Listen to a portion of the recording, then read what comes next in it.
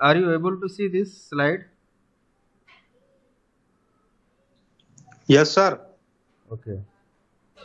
So today we are going to start vapor absorption refrigeration system. Okay.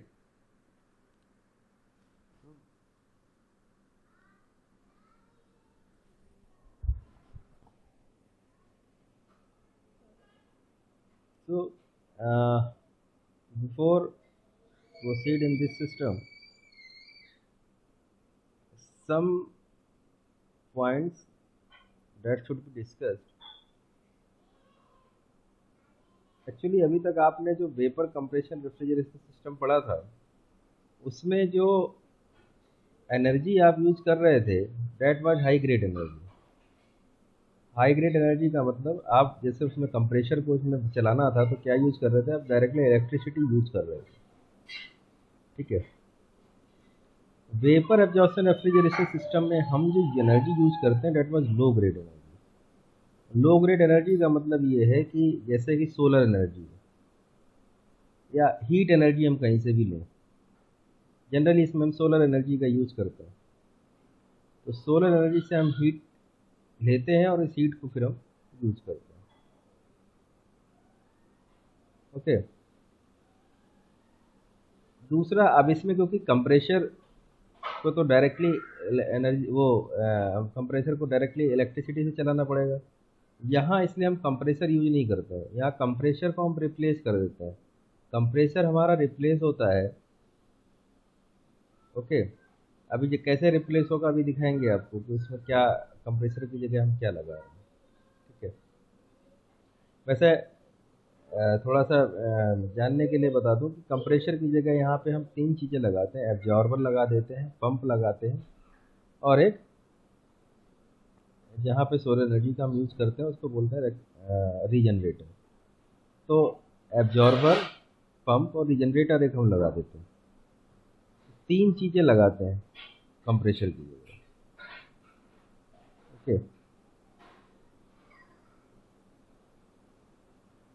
तो देखिए यहाँ पे लिखा भी हुआ है, इसकी तरफ पॉइंट्स आप थोड़ा देखेंगे।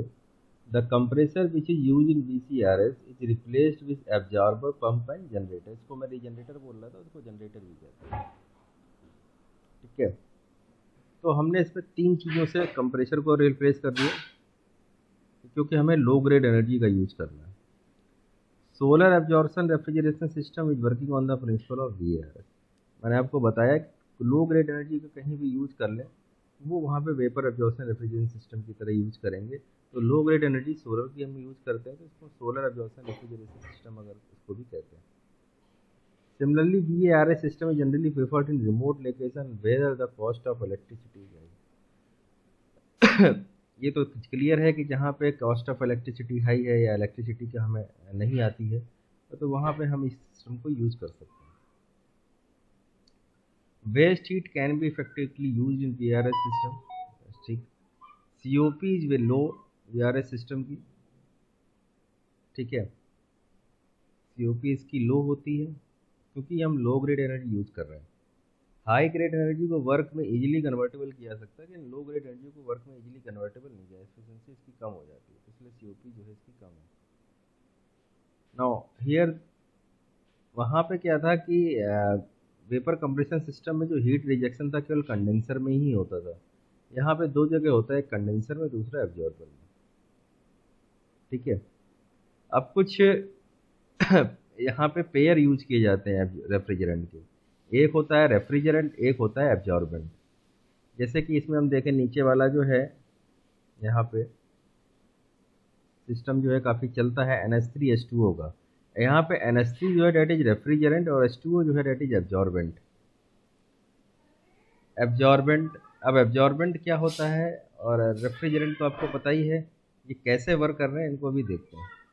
लेकिन अभी आप थोड़ा सा जानिए कि यहाँ पे हम पेयर यूज़ करते हैं जैसे NH3H2O सिस्टम या फिर जैसे ये LiBrH2O सिस्टम। तो लिथियम ब्रोमाइड यहाँ पे क्या है, ये लिथियम ब्रोमाइड यहाँ पे एब्जॉर्बेंट है और H2O यहाँ पे रेफ्रिजरेंट यूज कर रहे हैं। यहाँ पे H2O एज ए एब्जॉर्बेंट है, यहाँ पे H2O एज ए रेफ्रिजरेंट है। ये आपको ध्यान रखना है। तो लिथियम ब्रोमाइड H2O में क्या है, H2O एज ए एब्जॉर्बेंट है, lithium bromide as a refrigerant है, लिथियम ब्रोमाइड। आइए थोड़ा सा सिस्टम में देखते हैं कैसे वर्क करता है।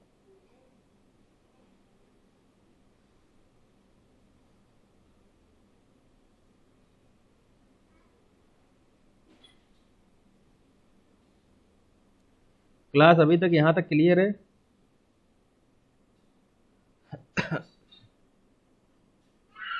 Class yes sir. Okay. Now अब देखिए,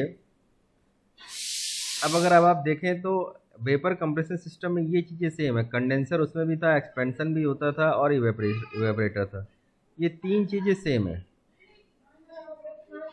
but compressor had been change by absorber, now here then it pump and this is generator. ये तीन चीज़ें हमने कर दिया। फिर बाद में जनरेटर में ये एनालाइजर और रेक्टिफायर लगे, इनका मतलब मैं बाद में बताऊंगा। ये मेन भाई, ये मेन ये जनरेटर है, यहाँ पंप है और ये एब्जॉर्बर। ये तीन चीज़ें हैं जो हमने कंप्रेसर से रिप्लेस कर दी। हो क्या रहा है अगर आप यहाँ से देखें, कंडेंसर में क्या होता है, कंडेंसर में वेपराइज फॉर्म में ये NH3 वेपर आ रहे हैं, ये कंडेंस हुए लिक्विड फॉर्म में हो गए। इनको एक्सपेंड किया, एक्सपेंड होने के बाद क्या हो जाएगा, प्रेशर और टेम्परेचर हो जाएगा कम। प्रेशर टेम्परेचर कम हो गया, वेपरेटर में आए, इन्होंने हीट ली, ये हो गए वेपर में कन्वर्ट। वेपर में कन्वर्ट होने के बाद क्या हो रहा है, ये जा रहे हैं एब्जॉर्बर में। एब्जॉर्बर क्या करता है, एब्जॉर्बर क्या करेगा, रेफ्रिजरेंट को अपने में उसको एब्जॉर्ब कर लेगा, यानी कि H2O और NH3 यहाँ दोनों मिक्सअप हो जाएंगे और NH3 में जो भी हीट होगी उसको वो रिजेक्ट कर देगा। यहाँ पे देखो क्या कर रहा है, ये NH3 की जो हीट है, जो यहाँ पे NH3 एब्जॉर्बेंट है, सॉरी रेफ्रिजरेंट है, इसने H2O ने क्या किया, उसको एब्जॉर्ब कर लिया और जो भी इसकी हीट थी वो निकाल दी। तो क्या होगा, वो लिक्विड में कन्वर्ट हो जाएगा। वेपर को लिक्विड में कन्वर्ट करना है। अब हमने पंप से क्या किया, पंप को हमने लिक्विड पंप से क्या किया, इसको जनरेटर में भेज दिया। जनरेटर में क्या हो रहा है, यहाँ पे सनलाइट आ रही है या किसी माध्यम से हम हीट दे रहे हैं। तो जनरली अगर सोलर सिस्टम है तो सोलर से यहाँ पे जनरेटर में हीट आ रही है।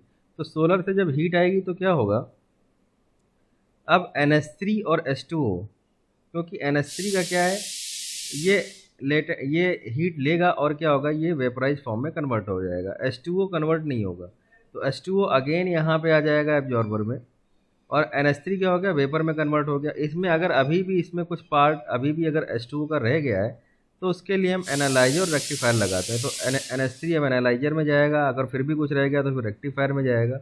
तो प्योर NH3 वेपर फिर अगेन ये कंडेंसर में जाते हैं और फिर अगेन ये एक्सपेंड होंगे, फिर अगेन वो साइकिल स्टार्ट हो जाएगी। इससे पहले क्या हो रहा था कि वेपरेटर से क्या डायरेक्टली वेपर जो है आते थे कंप्रेशर में, कंप्रेशर प्रेशर और टेम्परेचर बढ़ा के डायरेक्टली कंडेंसर में भेज देता था NH3 वेपर को, फिर अगेन जो है ये साइकिल चालू हो जाती थी। अब यहाँ पे हमने क्या किया, यहाँ पे हमने कंप्रेशर घटा दिया है।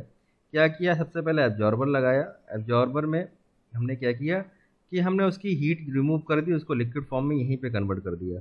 लिक्विड फॉर्म में कन्वर्ट करने के बाद इसको पंप के थ्रू जनरेटर भेज दिया। अगेन यहाँ पे फिर हमने इसको वेपर फॉर्म में कन्वर्ट किया। वेपर फॉर्म में कन्वर्ट करके केवल रेफ्रिजरेंट को हमने कन्वर्ट किया और भेज दिया एनालाइजर और रेक्टिफायर में, और इसके बाद फिर ये सेम साइकिल चालू हुई। इज इट क्लियर बेटा यहाँ तक class?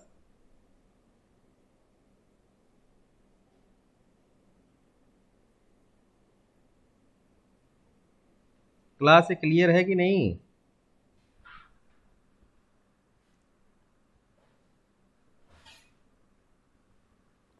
Yes sir.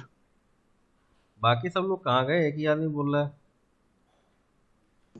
Yes sir. Clear है यहाँ तक, किसी को कोई दिक्कत? Yes sir. Yes sir. ठीक है। तो this was all about vapour absorption refrigeration system. ये NH3 H2O सिस्टम था, इसमें NH3 जो है जो रेफ्रिजरेंट वर्क कर रहा था और वाटर एज एब्जॉर्बेंट वर्क कर रहा था। नाउ अब इसकी COP देखते हैं कैसे निकलती है। देखिए COP निकालने के लिए क्या चाहिए, COP की अगर हम बात करें, that is desired effect upon work input. Desired effect क्या है आपका, कितनी हीट हमने वहाँ से एक्सट्रैक्ट करी, और इनपुट क्या है, कितना आपने वर्क दिया। तो अगर हम वेपर एब्जॉर्प्शन रेफ्रिजरेशन सिस्टम के बारे में बात करें तो डिजायर्ड इफेक्ट क्या है हमारा, कितनी हीट जो है रेफ्रिजरेंट ने एक्सट्रैक्ट करी है, कितनी हीट रेफ्रिजरेंट ने वहां से स्पेस से ली।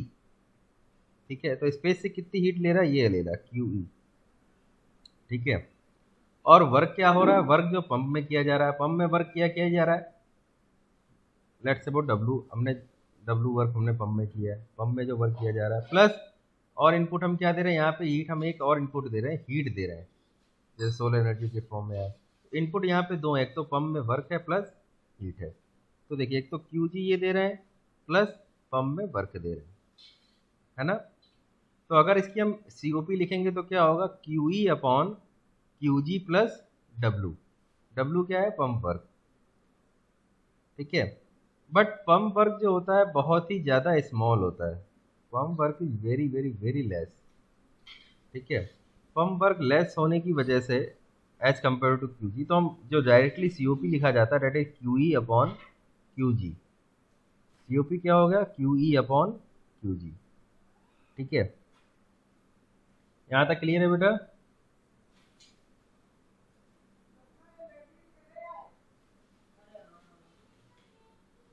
यहाँ तक क्लियर है बेटा। Yes sir. Okay, yes sir. Yes sir. Now we move. अब यहाँ पे थोड़ा सा एक लाइन डायग्राम आप ध्यान रखिए, यहाँ पे आगे हो सकता है इसकी जरूरत पड़ेगी। इवेपरेटर में ये जिस तरीके से डायरेक्शन दी गई, इसका मतलब इवेपरेटर में क्या है कि ये हीट इतनी एक्सट्रैक्ट कर रहा है स्पेस से QE। ठीक है, एब्जॉर्बर क्या कर रहा है, ये स्पेस में ये हीट दे रहा है QA। जनरेटर क्या कर रहा है, अगेन ये स्पेस से हीट ले रहा है, सोलर से हीट आ रही है, सोलर जो भी ये हीट ले रहा है। कंडेंसर अगेन ये हीट ये रिजेक्ट कर रहा है। तो इनके जो जो यूज किए गए हैं QE, QA, QG, QC, ये ध्यान रखिएगा। QE क्या है, ये इवेपरेटर हीट एक्सट्रैक्ट कर रहा है। QA क्या है, जो एब्जॉर्बर जो हीट है वो स्पेस में जो दे रहा है। जनरेटर स्पेस से जो हीट ले रहा है QG, और QC जो है दैट इज अगेन स्पेस में जो हीट दी जा रही है। ओके,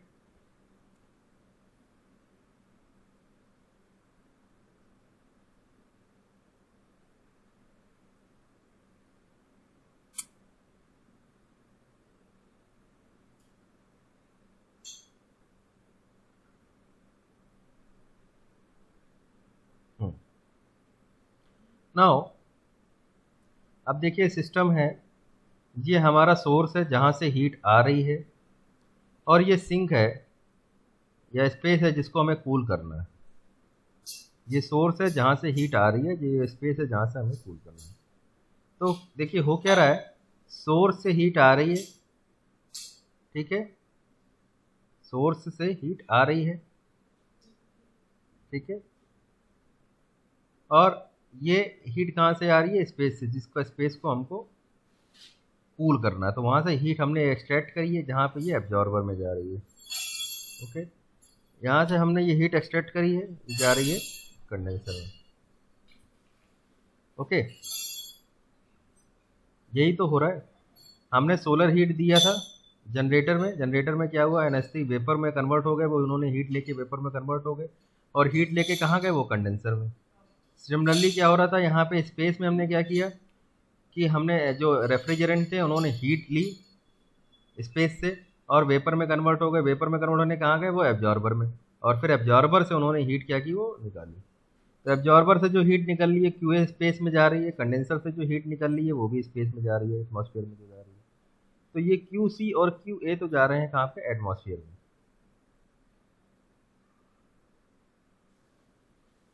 ओके, सो नाउ अगर हम बात करें, ये हमारा सिस्टम है पूरा, कंडेंसर एब्जॉर्बर अगर सिस्टम है, तो इस सिस्टम में कितनी हीट आ रही है, एक तो QG हीट आ रही है, दूसरा QE हीट आ रही है, और इस सिस्टम से हीट जा कितनी रही है, QC और QA। तो इसको अगर हम लिखना चाहें तो इस फॉर्म में लिख सकते हैं, ये हीट जो आ रही है उतनी हीट जाएगी, क्योंकि heat first law of thermodynamics summation Q that should be equal to, किसी भी साइकिल में समेशन Q जो है वो कंजर्व्ड होता है। तो QE plus QG equal to QC plus QA, ये यहीं से लिखा गया जैसे मैंने बताया। इस सिस्टम में देखिए हीट जो आ रही है, इस सिस्टम में क्या हीट आ रही है, QG आ रही है और QE आ रही है, और सिस्टम से हीट बाहर क्या जा रही है, QC और QA। तो QG plus QE that should be equal to QC plus QA।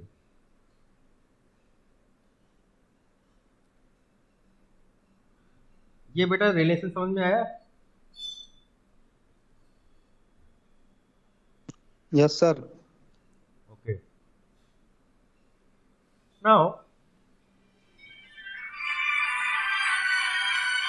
एक मिनट बेटा, मैं अभी 1 मिनट में बात करता हूँ।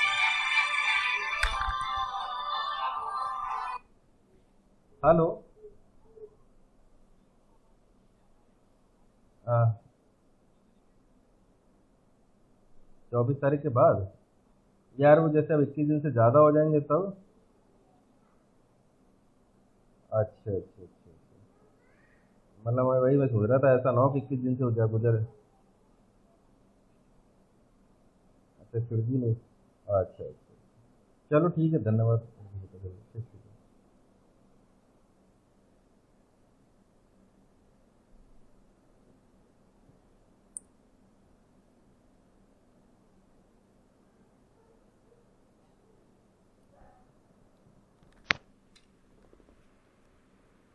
Yes class.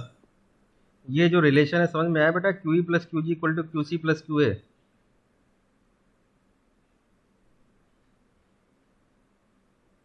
आकाश, Harshvardhan. Yes, sir. Yes, sir. समझ में आ गया? Yes, sir. Okay. Now this from first law thermodynamics, Q G plus Q equal to Q C plus Q A. Okay. अब अगर इनको हम एंट्रोपी फॉर्म में लिखें तो कैसे लिखेंगे? एंट्रोपी फॉर्म में क्या होता है? दैट इज, एंट्रोपी क्या होती है? डेल्टा क्यू अपॉन टी, ये तो लिखते हैं, या डी क्यू बाई टी। अब इसको हमने क्या किया? एंट्रोपी फॉर्म में लिखा, Q E by T plus Q G by T plus Q C by T O plus Q A by T zero. Okay. ऐसा क्यों कर रहे हैं एंट्रोपी फॉर्म में? क्योंकि हमें ये पता है, अगर कोई भी प्रोसेस पॉसिबल है, सेकेंड लॉ ऑफ थर्मोडायनेमिक्स से, अगर कोई भी प्रोसेस पॉसिबल अगर है तो 100% है जो एंट्रोपी है, डेट एनिवर्स की जो entropy, that should be greater than और इक्वल टू जीरो। तभी प्रोसेस पॉसिबल होगा, और पॉसिबल नहीं होगा। तो उसी का हमने यहाँ पे यूज किया हुआ है, इसको एंट्रोपी फॉर्म में लिख रहे हैं। ओके।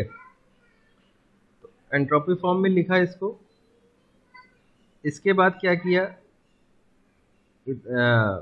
थोड़ा सा रीअरेंज किया है, Q E by Q T, Q G by T G, इधर Q C plus Q A by T है, तो क्यू सी प्लस क्यू को ही टी ए बाई कर दिया, और इस तरीके से हमने इसको रीअरेंज किया। रीअरेंज करने के बाद अगेन थोड़ा सा रीअरेंज किया, देखिए क्यू ई और क्यू जी को हमने रीअरेंज किया हुआ है यहाँ पर, जो कॉमन थे, वहां से कि रिलेशन निकल के आ गया।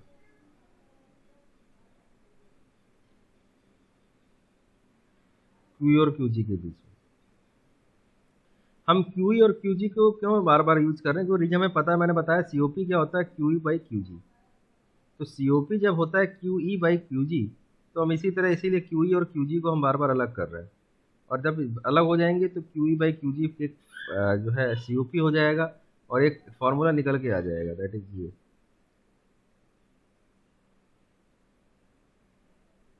ये फॉर्मूला निकल के आया, T G minus T not upon T G into T G minus T not upon T. Okay. देखिए यहाँ पे क्या है, T G minus T not by T जी, ये क्या है? एक तरीके से ये, इसको हम बोल सकते हैं, this is the efficiency of heat engine, और ये जो है this is the COP of reverse Carnot cycle. तो ये जो वेपर एब्जॉर्प्शन रेफ्रिजरेशन सिस्टम है, ये दो का मल्टीप्लिकेशन है। एक तो efficiency of heat engine plus COP of reverse Carnot cycle. इसको आगे दिखाया भी गया होगा, ये देखिए लिखा हुआ है, सीओपी जो है that is efficiency of heat engine plus COP of reverse Carnot cycle. इस तरीके से भी आप याद कर सकते हैं। सीओपी अगर लिखना है तो इफेक्टिव इसका 1 minus T not by T जी, और इसकी T E upon T not minus T. T is the evaporator temperature है, टी जी जो है दैट इज जनरेटर टेम्परेचर, और टी नॉट क्या है? That is the space temperature, है ना? यहां तक क्लियर है क्लास?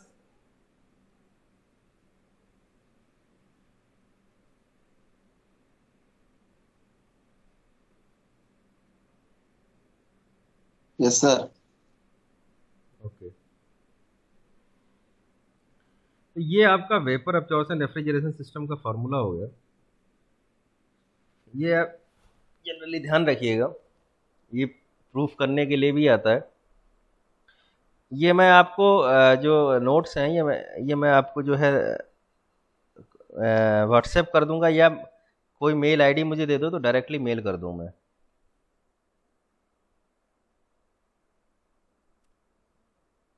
किसी की mail sir ID WhatsApp. WhatsApp ही कर दें ग्रुप पे? क्यों क्लास? यस सर, नहीं सर, ग्रुप पे कर दो। सर किसी को पर्सनल भेज दो सर, वो कर देगा ग्रुप पर। नहीं, ग्रुप पे मैं तो ग्रुप पे भी डाल दूंगा, कोई दिक्कत नहीं है। व्हाट्सएप वाले ग्रुप पे आपका जो थर्ड फोर्थ वाला, चलो उसी पे डाल ओके दूंगा मैं, सर। सबको मिल जाएगा। Okay sir. Yes sir. चलो आगे चलते हैं इसमें।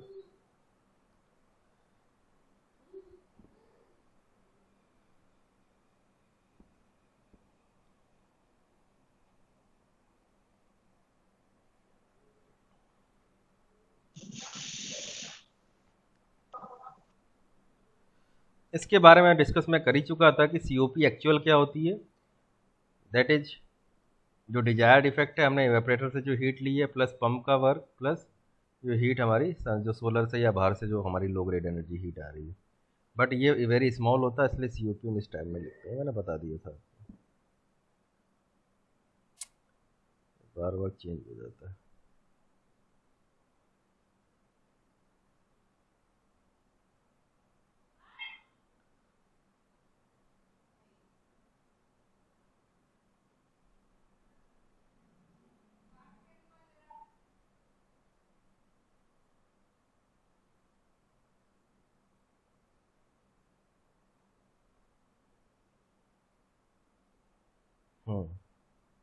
एक ये है, इम्पोर्टेंट है, मैंने आपको बता भी दिया।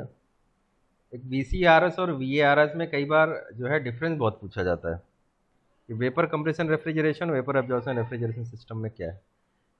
वैसे मैं एक बार पॉइंट आउट, मैं रीड कर दे रहा हूँ, मैंने सारी चीज़ें बताई हुई हैं। अगर कोई पॉइंट किसी के समझ में नहीं आता है तो पूछ लीजिएगा। ओके। सबसे पहला वीसीआरएस में कंप्रेसर यूज करते हैं, वीएआरएस में कंप्रेसर हम रिप्लेस करते हैं किससे? एब्जॉर्बर, पंप और जनरेटर। सबसे पहले ही मैंने कहा। Second, it is a work operated unit and runs on high grade energy. It is and VRS is a high operated unit, heat operated unit, और it is a runs on low grade energy. ये चीज भी discuss करी थी। Now heat rejection occurs in condenser only, और यहाँ पे vapour absorption में heat rejection occurs in condenser as well as absorber, ये भी मैंने बताया आपको। Moisture related problem is having more serious impact और dangerous in VCRS, here relatively lesser problem. Actually कहना क्या चाह रहा है कि मॉइस्चर रिलेटेड प्रॉब्लम जो है इसमें, कंप्रेशर में क्या होता है, अगर लिक्विड फॉर्म में वेपर पहुंच गया, ठीक है, अगर लिक्विड फॉर्म में कंप्रेशर में पहुंच गया तो वो क्या करता है, फिर लुब्रिकेंट के साथ में अगर कहीं वो दिक्कत, मतलब मिक्सअप हो गया, या लुब्रिकेंट, फिर क्या हो जाएगा, लुब्रिकेंट आपका गड़बड़ हो जाएगा। तो लुब्रिकेंट में अगर दिक्कत आ गई तो कंप्रेशर में दिक्कत आ जाएगी, ठीक है ना। तो ये मॉइस्चर रिलेटेड प्रॉब्लम जो है, that is typical problem in VCRS system. तो यहाँ पे बड़ा कंट्रोल करना पड़ता है कि मॉइस्चर किसी भी तरीके से न जाने पाए। तो उसके लिए हम उसमें कई चीज़ें लगाते हैं, फ्लैश चैम्बर भी लगाते हैं, हीट एक्सचेंजर भी लगाते हैं, कई चीज़ें लगाते हैं, जिससे जो है हमारा कंप्रेशर पे प्योर केवल वेपर फॉर्म में हो जाए। यहाँ पे ऐसी कोई दिक्कत नहीं है, ठीक है। यहाँ पे अगर आ भी गया तो आपका ऐसा कोई कोई केवल पंप है, पंप में तो लिक्विड जाना ही जाना है। बाकी वो भी सिस्टम है, वो सिस्टम आपका प्रॉब्लम नहीं होना, सिस्टम खराब नहीं होगा अगर चला भी जाता है machine. Next point is chances for the leakage of refrigerant are high. Chances high leakage के इसमें ज़्यादा हैं, इसमें कम है। Higher COP generally varies from 3 to 5, इसकी सीओपी लेस होती है फ्रॉम 0.3 to 0.5। ग्रेटर मोर नॉइज, क्योंकि यहाँ पे कंप्रेशर कैसा रेसिप्रोकेटिंग है तो उसकी आवाज़ आएगी। और रिलेटिव, क्योंकि यहाँ पे कोई ऑपरेटिंग सिस्टम होता ही नहीं है, केवल पंप है, छोटा सा काम है, छोटा सा पंप है, हल्की सी आवाज़ होती है इसकी।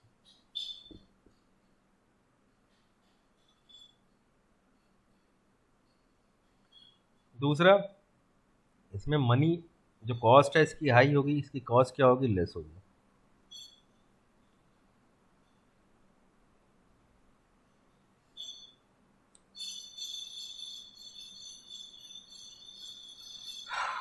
तो वहां पे आपको ये चीज़ें समझ में आ गई class?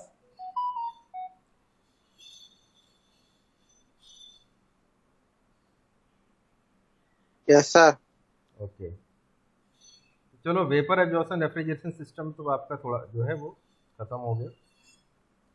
Now we talk about the Electrolux refrigerator जो आपके यहाँ है भी सिलेबस में।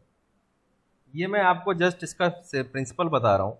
ओके, यहाँ पे प्रिंसिपल के बारे में लिखा हुआ है, बाकी लेकिन चीज़ें आपको डायग्राम और सारी चीज़ें आपको बुक से देखनी है, आपको बनाना है इसको। मैं यहाँ पे जस्ट प्रिंसिपल बता दे रहा हूँ कि इसमें डायग्राम तो मैं यहाँ पे नहीं बना सकता। अगर इसमें बना होगा तो मैं आपको एक बार दिखा दूंगा, इसमें बना नहीं है, अगर बना होगा तो दिखा दूंगा। लेकिन क्या है कि डायग्राम जो है आप बुक से देख सकते हैं, बाकी सारी चीज़ें सेम रहती हैं। आपको बाकी जैसे VRS सिस्टम में लाइन डायग्राम बनाया, VCRS सिस्टम में लाइन, ऐसे इसका भी लाइन डायग्राम है, बस थोड़ी सी चीज़ें चेंज है कि अंदर क्या हो रहा है।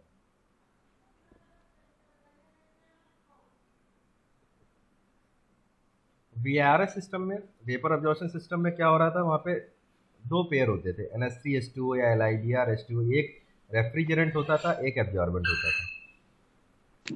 अब यहाँ पे क्या हो गया, इलेक्ट्रोलक्स में तीन हो गए।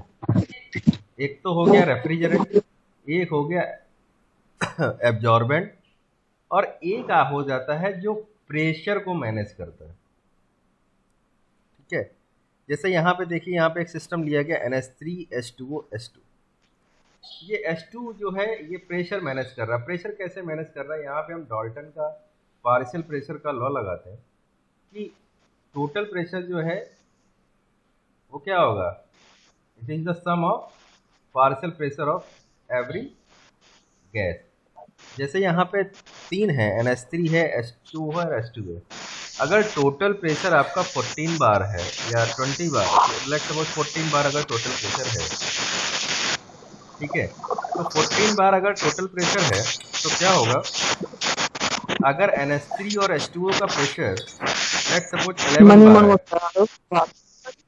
अगर अरे NH बच्चा का वो लग गई वो लग रहा है क्या अचानक ही वैज्ञानिक थे। NH क्या हुआ, आवाज तुम लोगों को नहीं जा रही है क्या मेरी क्लास? आवाज नहीं जा रही है क्या मेरी? कट गई थी सर। अच्छा, अब आ रही है? Yes sir. यस। तो मैं इसमें बात कर रहा था, इलेक्ट्रोलाइट रेफ्रिजरेटर में तीन कंपोनेंट होते हैं। वहां पे जैसे वेपर एब्जॉर्प्शन में दो ही कंपोनेंट थे, एक रेफ्रिजरेंट था, एक एब्जॉर्बेंट था। एक इसमें कंपोनेंट और ऐड हो गया जो प्रेशर को मैनेज करता है। और ये जो इलेक्ट्रोलाइट रेफ्रिजरेटर है that works on the principle of Dalton law of partial pressure. Dalton law of partial pressure क्या कहते हैं, टोटल प्रेशर अगर लेट सपोज 14 बार है, ठीक है ना, और इसमें तीन गैसें हैं, तो तीनों गैसों का जो पार्शियल प्रेशर का सम होगा that should be equal to 14 bar. यानी अगर दो गैसों का पार्शियल प्रेशर 11 बार है तो तीसरी गैस का कितना होना चाहिए, 3 बार। तो 11 + 3 = 14। इसी पे यूज करते हैं। इसमें क्या करते हैं कि क्योंकि हमें जैसे पता है कि प्रेशर जैसे रिड्यूस होगा वैसे ही टेम्परेचर रिड्यूस हो जाता है, प्रेशर और टेम्परेचर रिड्यूस हो जाते हैं। तो कहीं पे अगर आपको टेम्परेचर कम करना है तो आप वहाँ प्रेशर अगर रिड्यूस कर दे तो टेम्परेचर भी रिड्यूस हो जाएगा। तो करते क्या है, इसमें इवेपोरेटर में हम प्रेशर रिड्यूस करते हैं। कैसे रिड्यूस करते हैं, हम वहाँ पे जैसे यहाँ पे H2 है, लेट सपोज टोटल सिस्टम का जो प्रेशर है वो हमने कुछ कर लिया 15 बार है, और हमें इवेपोरेटर में प्रेशर चाहिए 2 बार। तो हम क्या करेंगे, वहाँ पे इवेपोरेटर में जो H2 है वो 13 बार पे हम प्रेशर पे वहाँ पे H2 हम इंसर्ट कर देंगे। अब 13 बार पे अगर H2 हमने इंसर्ट कर दिए, टोटल प्रेशर 15 बार है तो केवल 2 बार ही अलाउ होगा। तो अब जो वहाँ पे जो NH3 और H2O जाएंगे उनका टोटल प्रेशर केवल 2 बार होगा। ठीक है, तो 2 बार अगर 2 बार होगा तो क्या होगा, अब वो क्योंकि प्रेशर कम हो गया है, तो प्रेशर कम हो गया तो टेम्परेचर भी अपने आप काफ़ी गिर जाएगा, वो लिक्विड फॉर्म में आ जाएंगे और वहाँ से वो हीट ले लेंगे। तो यहाँ पे ये डाल्टन प्रेशर का लॉ ऑफ प्रेशर यूज किया गया है। कुछ बेटा समझ में आया ये आपके?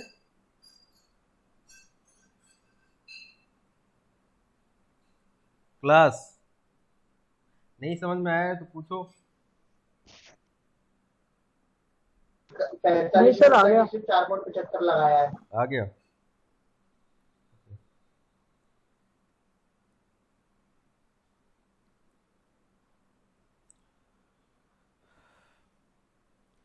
तो ये आपका जो था अभी तक जो आपने पढ़ा, ये दैट वाज रिवर्स वो वेपर एब्जॉर्प्शन सिस्टम, और आपका दूसरा जो है Electrolux refrigeration system. Okay, now another is reverse Brayton cycle और बेल कॉलमैन साइकिल। ओके, यहाँ पे जो हम ये रिवर्स ब्रेटन साइकिल है, बेल कॉलमैन साइकिल है, इसको हम जूल साइकिल भी बोलते हैं। इसका यूज जो है हम करते हैं, इसका यूज जो है हम गैस साइकिल में यूज करते हैं। गैस का मतलब अभी तक जैसे रेफ्रिजरेंट था वो दो फॉर्म में चेंज हो रहा था, लिक्विड में और गैस, लिक्विड में और वेपर में। लेकिन यहाँ पे ऐसा कुछ नहीं होगा, यहाँ केवल एक ही फॉर्म रहेगी, या तो केवल गैस फॉर्म में ही रहेगा रेफ्रिजरेंट हमेशा। यहाँ पे फेज चेंज नहीं होगा।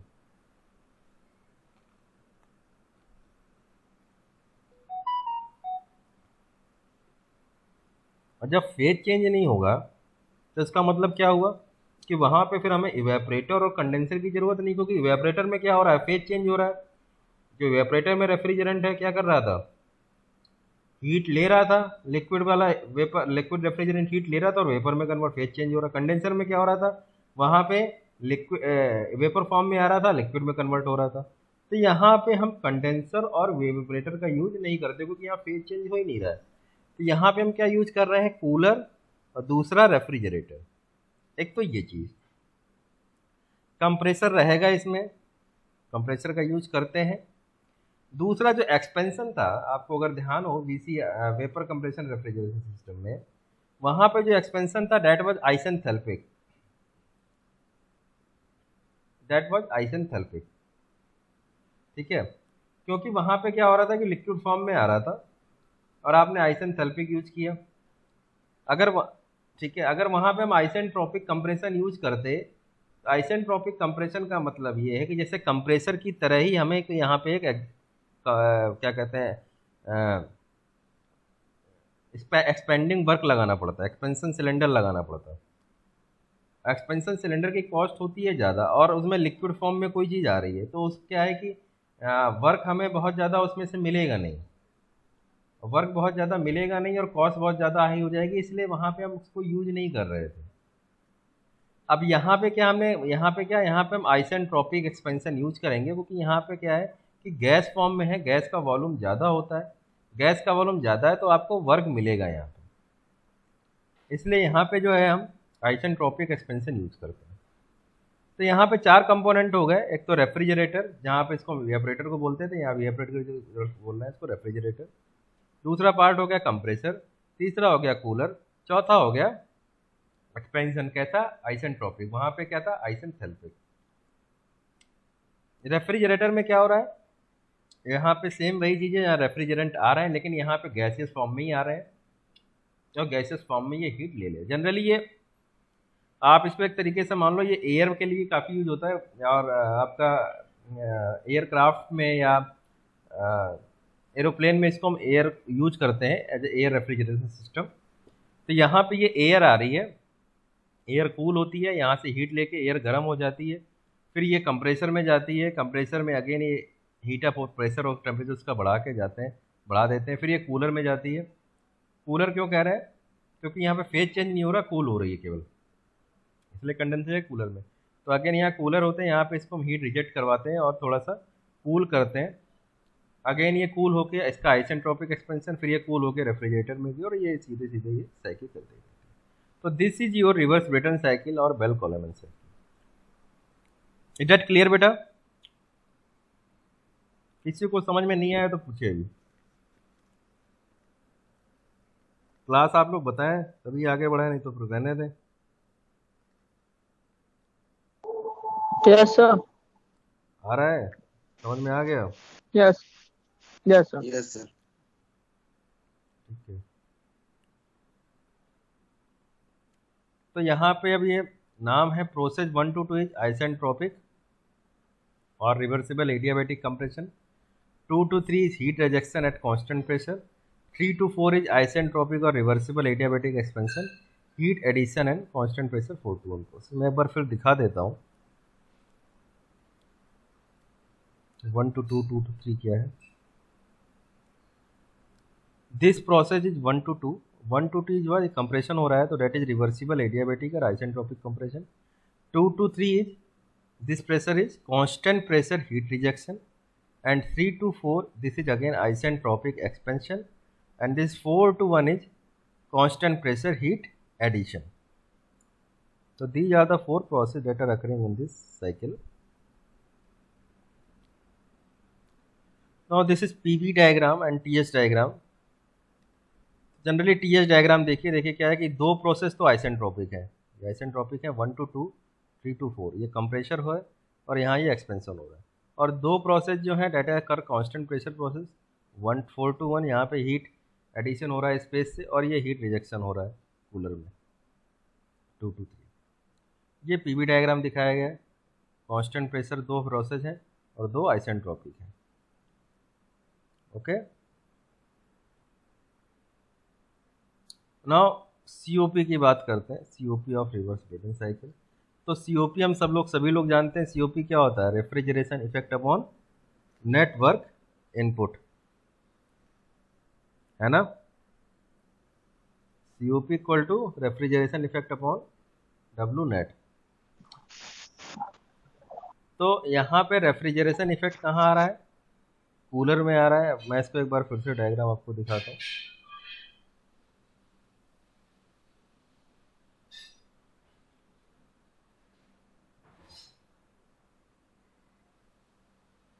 ये देखिए रेफ्रिजरेशन इफेक्ट कहाँ आ रहा है? या रेफ्रिजरेटर में आ रहा है।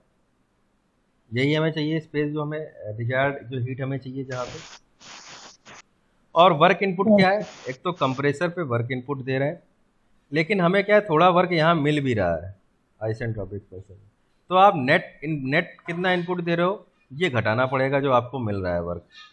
ये वर्क आपको सिस्टम दे रहा है, ये वर्क आप इसको दे रहे हो, सिस्टम को से भी आपको कुछ वर्क मिल रहा है, तो आपको नेट वर्क जो मिलेगा उसमें से ये वर्क आपको माइनस करना पड़ेगा। लेट सपोज आपने 100 वाट इनपुट दिया और 10 वाट आपको आउटपुट भी मिल रहा है, तो एक्चुअल में कितना दिया आपने? 90 वाट। ये कहने का मतलब है। तो WC माइनस WT, यानी कि कंप्रेशर में वर्क है, बाकी जो आइसेंट्रोपिक एक्सपेंशन है या टरबाइन वर्क है इसको हमने इसमें से माइनस कर दिया। तो हमारा COP क्या होगा? QS upon WC minus WP।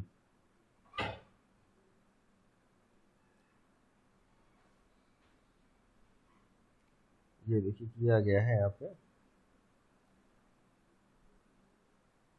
ये COP क्या है? Refrigerant effect upon work input, WC minus WT। Okay, now अब इसको क्या किया हमने? एंथैल्पी के फॉर्म में लिखा हुआ है। तो रेफ्रिजरेशन इफेक्ट को H1 minus H4, compressor work को H2 माइनस H1, और जो टरबाइन वर्क है that is H3 minus H4। इसके बाद फिर जो है इसको थोड़ा सा रीअरेंज किया, H1 minus 4, H2 minus H1 और H3, जो भी इस तरीके से रीअरेंज करके हमने इसको H1 H2 माइनस H3 इस तरह रीअरेंज इसलिए कर रहे हैं क्योंकि हमें कुछ एक एक्सप्रेशन लाना है। अब H1 माइनस H4 है, इसको थोड़ा सा देखिए हमने इस तरीके से कर दिया, इस तरीके से हमने रीअरेंज किया। ओके, नाउ एयर है, क्योंकि गैस है तो गैस के लिए हम बॉयल्स इक्वेशन यूज कर सकते हैं, P इक्वल टू mRT। और एंथैल्पी के लिए हम जानते हैं क्या होता है? CP/dT होता ही है, तो ये CP/T ये यूज किया हुआ है।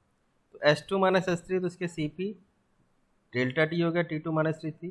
सिमिलरली H1 माइनस H4 है तो इसको CP T1 माइनस T4 लिख दिया। तो ये टेम्परेचर के फॉर्म में एक रिलेशन आ गया, T2 minus T3 upon T1 minus T4। अब यहाँ पे क्या किया है? इसको यहाँ पे हमने T2 कॉमन ले लिया, T1 कॉमन ले लिया। अब T2 बाई T1 क्या है? T2 बाई T1 और T3 बाई T2 और T4 बाई T1, ये आप जानते हो। ये देखिए साइकिल जो है एडियाबैटिक, जो रिवर्सिबल एडियाबैटिक प्रोसेस है उसमें क्या होता है? PV की power gamma equal to constant लिखते हैं, तो वहाँ से एक रिलेशन भी निकल के आता है T2 by T1 equal to P2 by P1 की whole power gamma minus 1 by gamma. ये आपने थर्मोडायनेमिक्स में पढ़ा ही होगा, है ना। मैं एक बार फिर से दिखा देता हूँ किस प्रोसेस के लिए मैं बात कर रहा हूँ। देखिए ये जो प्रोसेस है T2 बाई T1 क्या होगा, P2 by P1 upon gamma, P2 minus P1, P2 by P1 की whole power gamma minus 1 by gamma. Similarly T3 by T4 क्या होगा, P2 by P1 upon gamma minus 1 की whole power by upon gamma. तो T2 by T1 equal to T3 by T4 हो जाएगा यहाँ से, है ना। T2 by T1 equal to T3 by T4, क्योंकि ये कौन से प्रोसेस है, रिवर्सिबल एडियाबैटिक प्रोसेस है, आइसेंट्रोपिक प्रोसेस है। और प्रेशर आपका यहाँ पे लेट सपोज ये P1 है, ये P2 है, तो P1 और P2 date P1 equal to P4 हो जाएगा, P2 इक्वल टू P3 हो जाएगा। तो इसलिए जो क्या हो रहा है कि T2 बाई T1 जो है T3 बाई T4 के इक्वल हो जाएगा। तो इसीलिए हमने इसको जो है T के फॉर्म में रखा था, ये टेम्परेचर फॉर्म में रखा। देखिए तो हुआ क्या है, T2 बाई T1 निकाल लिया तो T3 by T2 T4 by T1 आ गया। अभी हमने बात करी कि T2 by T1 equal to T3 by T4, तो इसी से एक रिलेशन आ जाएगा T3 by T2 equal to T4 by T1, उसी से निकल के आ जाता है। होगा कि देखो ये इसको यूज किया गया है, ये T3 बाई T4 ये इतना है, तो इसी के रिलेशन को यूज करके देखिए कि ये रिलेशन आ गया। मैं बताया था T2 by T1 equal to T3 by T4, तो इसको उन्होंने क्या किया कि इसको इधर इधर ले गए तो अब सीधे मल्टीप्लिकेशन फॉर्म में आ गया, T2 into T4 equal to T1 T3। या इसको या इस तरीके से याद कर सकते हैं कि इवेंट यहाँ पे 2 और 4 आ रहा है, देखिए यहाँ 3 और 1 आ रहा है, तो इवेंट टर्म आ रहा है, इधर ऑड टर्म आ रहा है, यानी T1 T3 equal to T2 T4। तो इसको इस तरीके से भी याद रखा जा सकता है। तो यहाँ से देखिए क्या आ गया, T3 by T2 equal to T4 by T1, यहाँ से ये रिलेशन आ गया। अब T3 बाई T2 था, ये T4 बाई T1 था, ये T3 बाई T2 है, T1 नहीं है, T2 है। तो क्या होगा, अब ये दोनों चीज़ें सेम हो गई तो ये कैंसिल आउट हो जाएंगे, डायरेक्टली ये आ जाएगा 1 upon T2 by T1 minus 1, और एक ये रिलेशन आ गया। T2 बाई T1 को लिख सकते हैं P2 बाई P1 की whole power gamma minus P2 by P1 is pressure ratio, इसको RP लिख दिया। तो डायरेक्टली COP की जो वैल्यू आ गई 1 अपॉन R की power gamma minus 1 by gamma minus 1। ये इंपॉर्टेंट रिलेशन है, ये आपको याद रखना पड़ेगा, ये प्रूफ के लिए भी पूछा जाता है। इसमें बेटा कहीं किसी को कोई समस्या हो तो पूछे, या समझ में आ गया हो तो बताएं। आ गया सर। आ गया, ठीक है। Yes sir.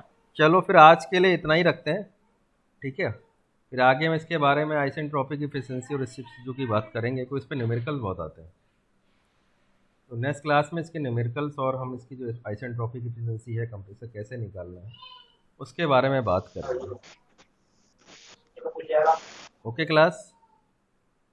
Yes sir. Sir कॉपियाँ चेक नहीं हुई अभी मिड टर्म की? मिड टर्म की कॉपी बेटा अभी मैंने तो चेक नहीं करेंगे, करेंगे तो दिन। ओके।